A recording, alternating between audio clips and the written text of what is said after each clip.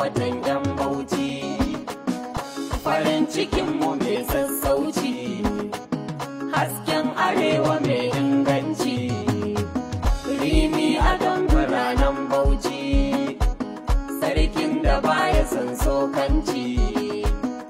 a gwamnatin ka ba bambanci, ai shi ya samu ke makanaci, zakaran gwajin dafin yan Bauchi,